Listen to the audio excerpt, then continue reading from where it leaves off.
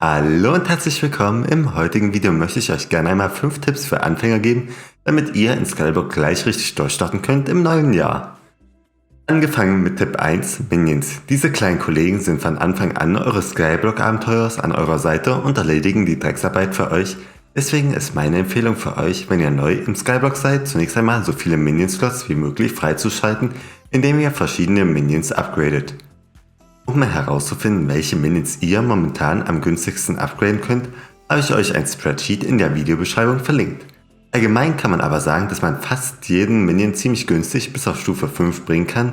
Und Minions, die darüber hinaus auch noch relativ günstig sind, wären die Holz-Minions, die Farming-Minions, welche Pflanzen produzieren, und Schnee-, Eis- und Clay-Minions sind auch noch recht einfach zu upgraden.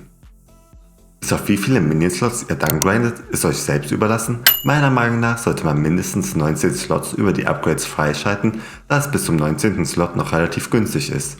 Und die Minion-Slots darüber hinaus kann man dann freischalten, wenn er im Late Game ist und so viele Coins hat. Wenn ihr dann erst einmal zufrieden mit euren Minion-Slots seid, stellt sich natürlich die Frage, welche Minions man aufstellt. Für Anfänger würde ich ganz klar empfehlen, erst einmal wichtige Collections mit den Minions zu leveln, welche man nicht selber per Hand farmen will, wie beispielsweise die Redstone Collection für mehr Plätze im Talisman-Bag oder die Kohle Collection, um Lava-Eimer für eure Minions freizuschalten. Aber das sind wie gesagt nur Empfehlungen von mir. Wenn ihr zufrieden mit eurem Collection-Fortschritt seid, könnt ihr die Minions natürlich auch nutzen, um entweder eure Skills zu erhöhen oder um Coins zu verdienen, was uns auch zu Tipp 2 bringt, dem Money. Die besten Minions, um Coins auf Dauer zu machen, unabhängig von den momentanen Basarpreisen, wären Clay, Schnee und Melonen-Minions, jeweils mit Diamond Spreading. Das Tolle an den 3 Minions ist, dass ihr mit ihnen dann auch passiv die Skills Fishing, Mining oder Farming leveln könnt. Um herauszufinden, welcher Minion momentan am meisten Geld bringt, wenn ihr die Items im Basar verkauft, kann ich euch nur raten, das Spreadsheet zu nutzen, welches in der Videobeschreibung verlinkt ist.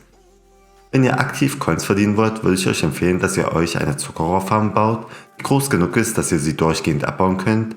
Dafür sollten 3 komplette Zuckerrohrebenen bei normaler Inselgröße ausreichen.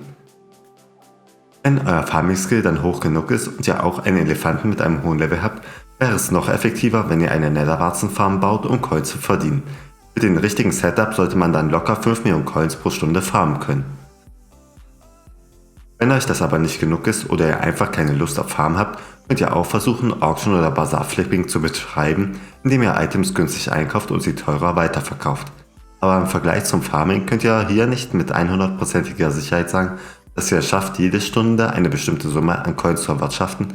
Und gerade als Anfänger hat man meistens eh nicht so viele Coins zum Flippen und es fehlt auch die Erfahrung, welche Items sich gut flippen lassen, um mit der Methode gut Coins zu machen.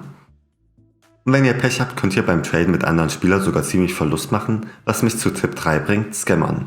Denn wer Skyblock schon länger als 20 Minuten gespielt hat, wird bemerkt haben, wie wichtig Coins in dem Spiel sind und deswegen gibt es auch sehr viele Leute, die versuchen werden, an eure Coins zu kommen. Deswegen hier ein paar Tipps, um nicht gescammt zu werden. Wenn ihr tradet, nutzt am besten extra ein Skyblock Texture Pack, um die Items auch richtig zu erkennen. Findet niemals Items, welche in einem Rucksack liegen, da man hier nicht genau sagen kann, um welche Items es sich handelt. Und allgemein kann man sagen, wenn sich ein Trade-Angebot zu gut anhört, um wahr zu sein, ist es mit ziemlich hoher Sicherheit ein Scam. Ich würde euch auch raten, wenn ihr wirklich vorhabt, Skyblock länger zu spielen, dass ihr auf einem Solo-Profil spielt, denn erstens könnt ihr von eurem Koop-Mate jederzeit gescammt werden und selbst wenn ihr eurem Koop-Mate zu 100% vertrauen könnt, hat eine Koop bezüglich Scammer noch einen Nachteil, denn selbst wenn ihr extrem vorsichtig mit euren Account-Daten umgeht, kann es passieren, dass einer eurer Koop-Mates gehackt wird und dann seid auch ihr davon betroffen. Natürlich solltet ihr auch auf eure eigene Account-Sicherheit achten, indem ihr niemals eure Minecraft-Daten weitergebt, keine Mods installiert, denen ihr nicht zu 100% vertrauen könnt und verwendet bitte nicht überall das gleiche Passwort. Und sobald es möglich ist, seinen Minecraft-Account über Microsoft mit der 2-Faktor-Authentifizierung zu schützen, nutzt diese Möglichkeit. Nachdem wir nun über die Leute geredet haben, die euch nichts Gutes wollen, kommen wir bei Tipp 4 mal zu jemandem, der gerade Anfängern extrem hilft. Die Rede ist von Porterhub, denn wer neu in Skyblock ist, wird ziemlich viel hin und her laufen müssen, da man zu einem das Spiel erstmal erkunden muss und zum anderen hat man als Anfänger noch gar nicht die Items, um Schnellreisen zu ermöglichen.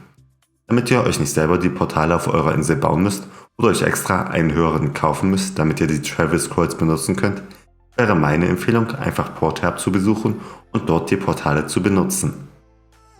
Um Pornhub zu besuchen, könnt ihr dann entweder den Befehl /visit Pornhub verwenden oder wenn ihr im Skyblock-Menü das Fast Travel-Menü auswählt und hier dann den Island Browser anklickt, seht ihr eigentlich immer die beiden Inseln von Pornhub an erster Stelle, die ihr nutzen könnt, um schneller zu reisen. Und damit kommen wir zu Tipp 5, Mods. An sich ist es möglich, Hypixel Skyblock komplett ohne Mods zu spielen, aber mit Mods ist es meiner Meinung nach einfach so viel entspannter, bestimmte Sachen im Spiel zu machen. Die Mods, welche ich wirklich jedem empfehlen würde, wäre Skyblock Add-ons und Not Enough Updates. Und wem die beiden Mods noch nicht genügen, der kann sich noch Shell Triggers holen mit Modulen speziell für den Bereich, wo er einen Mod benötigt, wie beispielsweise für Dungeons oder Slayer. Die genannten Mods habe ich euch auch in der Videobeschreibung mit einem Video verlinkt, in dem ich euch erkläre, was man überhaupt mit den genannten Mods alles Tolles machen kann, da es den Rahmen des Videos einfach sprengen würde, wenn ich die Mods hier ausführlich vorstellen würde. Ansonsten waren das auch schon die ersten 5 Tipps für Anfänger. Der zweite Teil mit nochmal 5 Tipps kommt dann in einer Woche. Bis dahin könnt ihr ja mal gerne in die Kommentare schreiben, ob das ein oder andere neue für euch dabei war. Und ansonsten wünsche ich euch noch einen wunderschönen Tag und ciao!